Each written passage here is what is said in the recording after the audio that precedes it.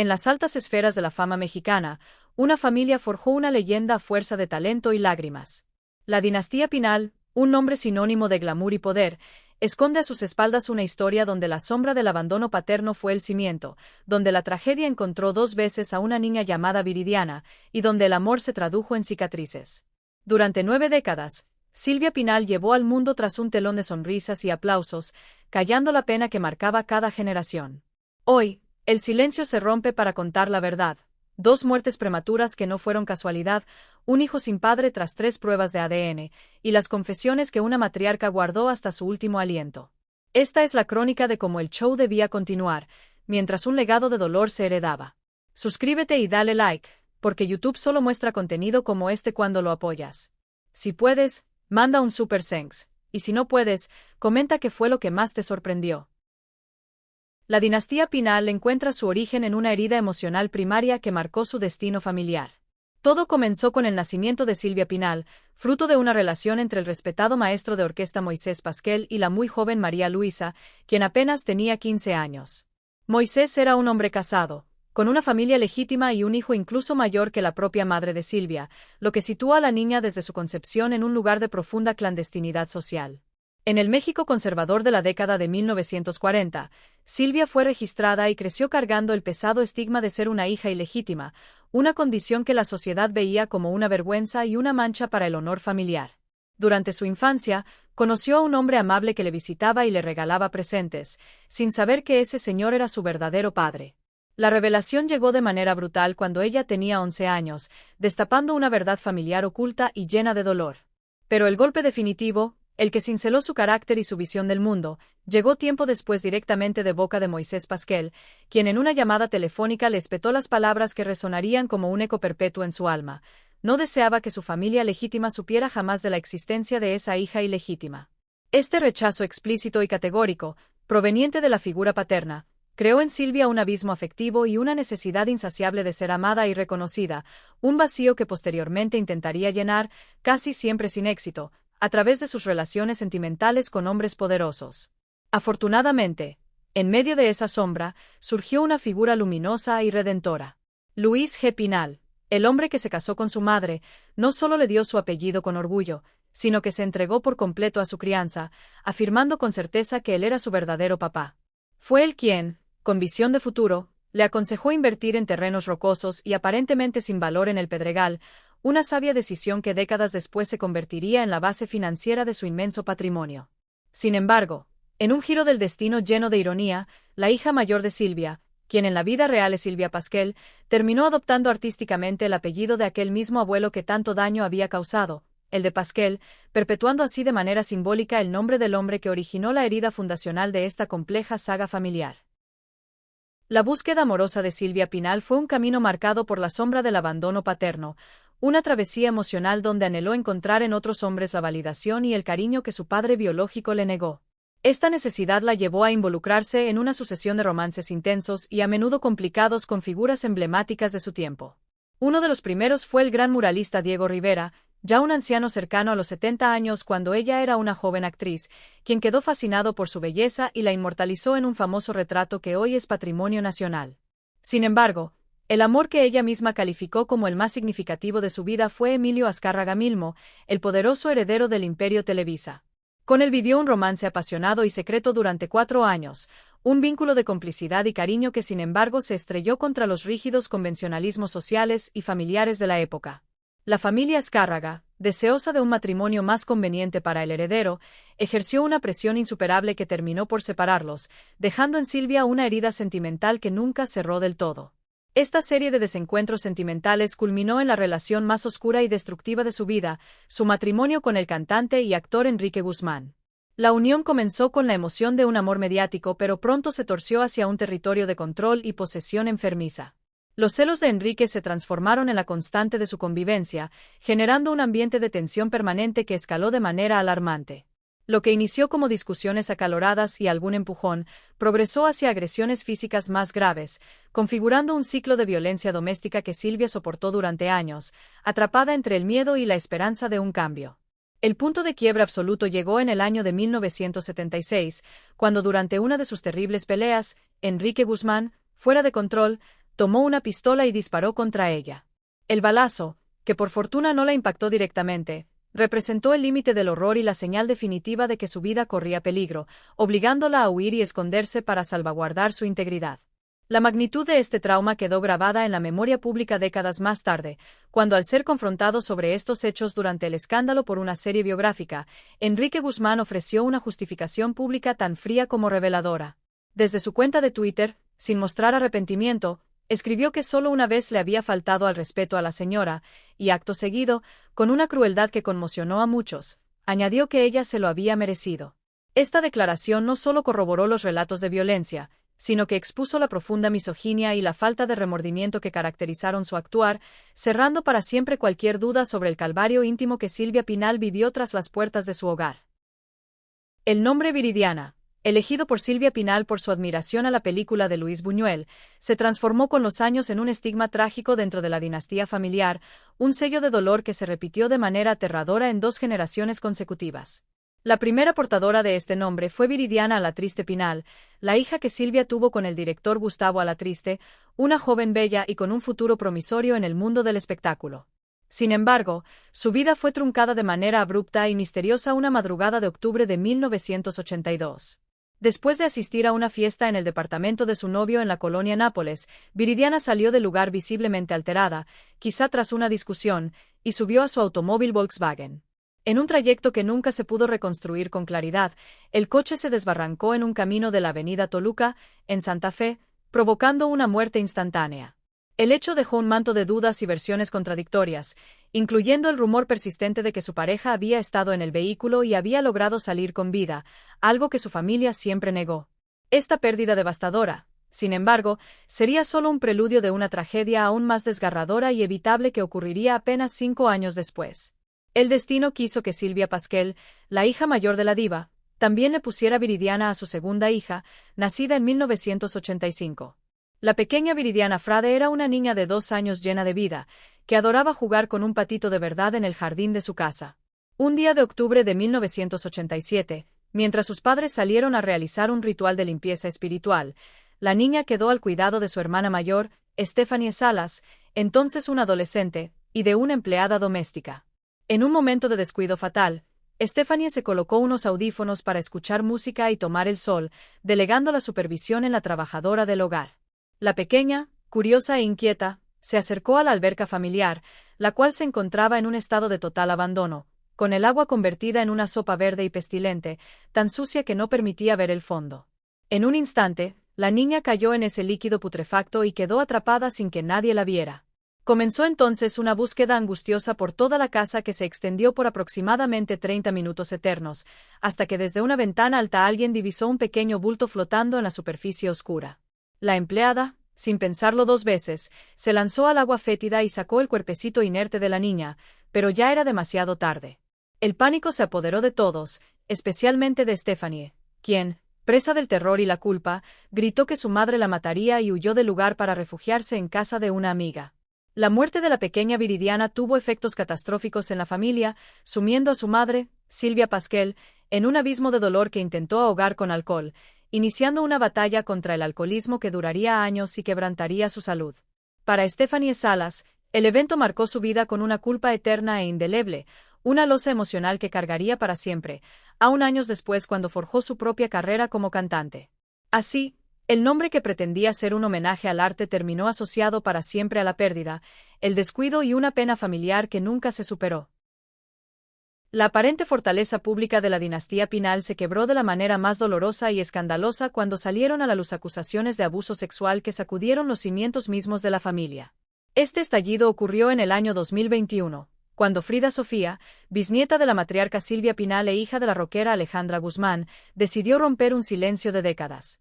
Con una valentía tremenda, la joven reveló en una entrevista televisiva que había sido víctima de tocamientos inapropiados por parte de su propio abuelo, el cantante Enrique Guzmán, desde que tenía apenas 5 años de edad. Con la voz quebrada por la emoción pero con una claridad conmovedora, Frida describió la táctica manipuladora que él utilizaba, pidiéndole de manera supuestamente cariñosa que le permitiera sentir los latidos de su corazón, un pretexto bajo el cual procedía a manosearla. Este relato gráfico y estremecedor conmovió a la opinión pública y destapó una olla de presión familiar que ya estaba al límite. La reacción de Frida Sofía no se quedó en el testimonio mediático, pues decidió llevar su caso a las instancias judiciales, presentando una denuncia formal ante las autoridades mexicanas. En este documento legal no solo acusó a su abuelo Enrique Guzmán de abuso sexual, sino que también incluyó cargos por violencia familiar contra su propia madre, Alejandra Guzmán, a quien señaló por complicidad y negligencia durante los años del presunto maltrato. Este paso judicial transformó un conflicto familiar en un asunto de interés público y legal, con posibles consecuencias penales muy serias. La familia, como era de esperarse, se fracturó de manera inmediata y profunda. Se formaron dos bandos irreconciliables. Por un lado, el acusado, Enrique Guzmán, y su hija, Alejandra Guzmán, cerraron filas para negar categóricamente todas las afirmaciones. Desde su perspectiva, la historia era un compendio de mentiras inventadas por una persona con problemas emocionales.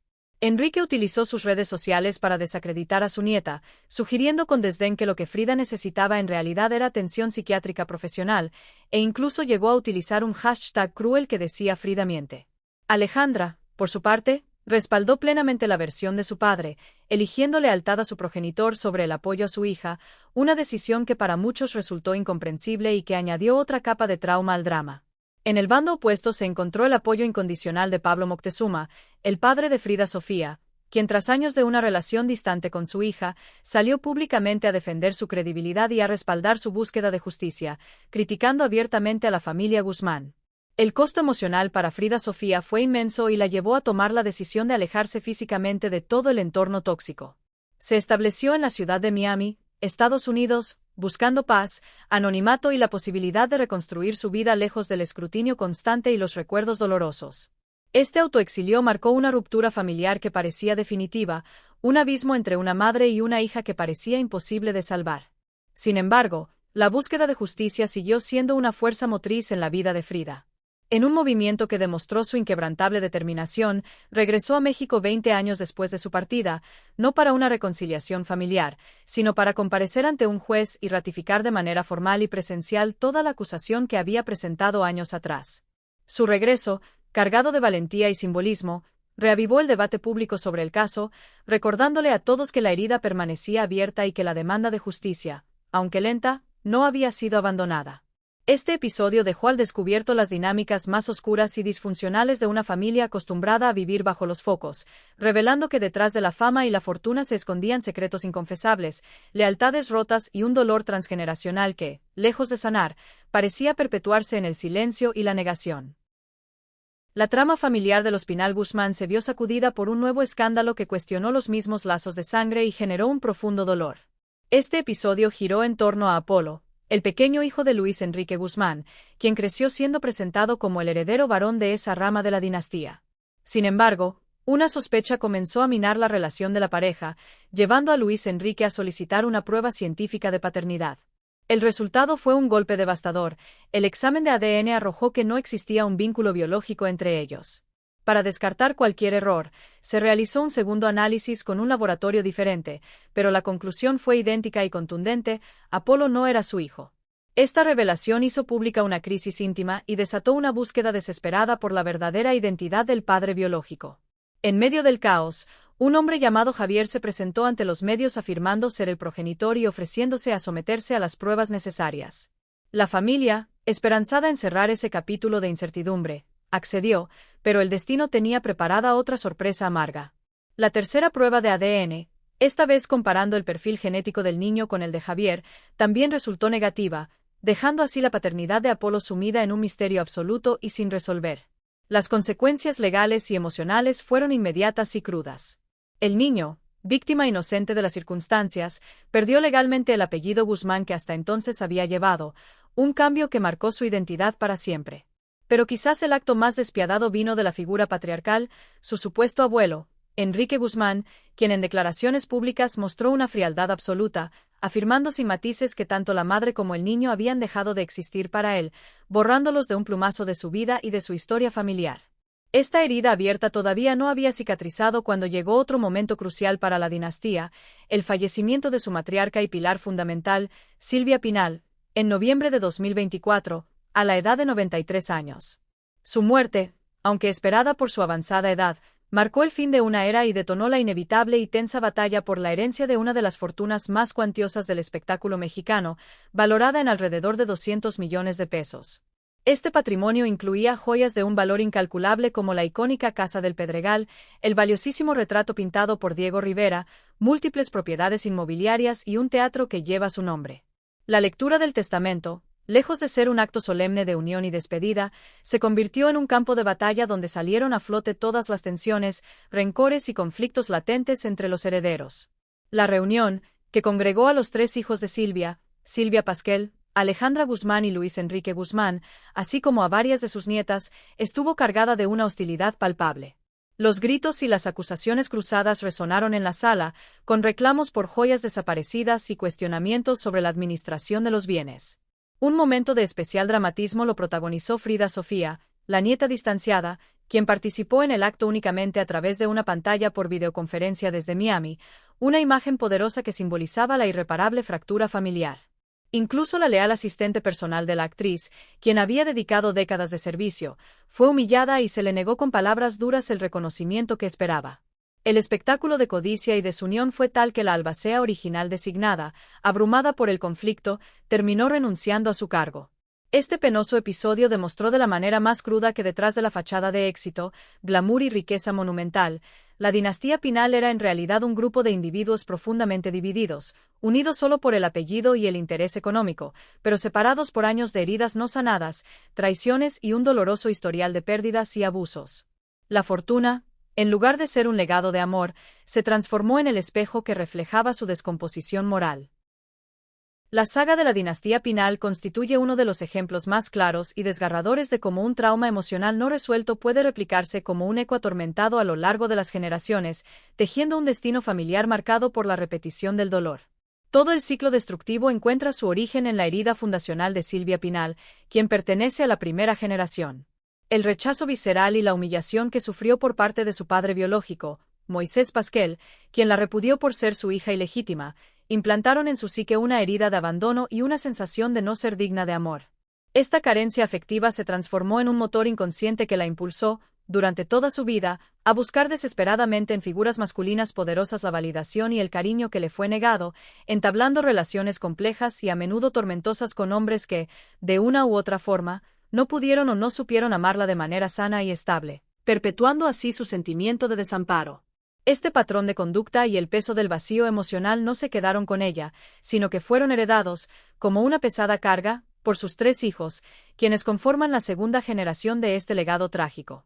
Silvia Pasquel, su hija mayor, cargó con el fardo de una culpa inmensa y devastadora tras la pérdida accidental de su pequeña hija Viridiana, un dolor tan insoportable que la sumergió en los abismos del alcoholismo durante años, como un intento fallido de anestesiar una pena que nunca la abandonó. Por otro lado, Alejandra Guzmán, la rebelde rockera, heredó no solo el talento artístico sino también una profunda inestabilidad emocional y una búsqueda de escape a través de adicciones severas y decisiones físicas extremas, como las desastrosas inyecciones de biopolímeros, al tiempo que reproducía dinámicas de conflicto y desapego con su propia hija, Frida Sofía, repitiendo así la desconexión afectiva. Luis Enrique Guzmán, el hijo varón, vivió su propia versión del descalabro en el ámbito de la paternidad, al descubrir que el hijo que criaba como propio no lo era biológicamente, una experiencia pública que lo sumió en la confusión y la humillación, afectando su identidad como padre. El ciclo del trauma avanzó con fuerza implacable hacia la tercera generación, las nietas, quienes ya no solo recibieron el dolor de segunda mano, sino que lo vivieron en carne propia. Stephanie Salas, desde su adolescencia, quedó marcada por una culpa paralizante al sentirse responsable de la trágica muerte de su hermanita, un evento que definió su vida y su carácter para siempre. Frida Sofía, quizás el caso más emblemático, se convirtió en víctima directa de un presunto abuso sexual en la infancia por parte de su abuelo, un trauma tan profundo que la llevó a un exilio voluntario lejos de su familia y su país, eligiendo la soledad de Miami sobre la toxicidad de un entorno que negaba su verdad.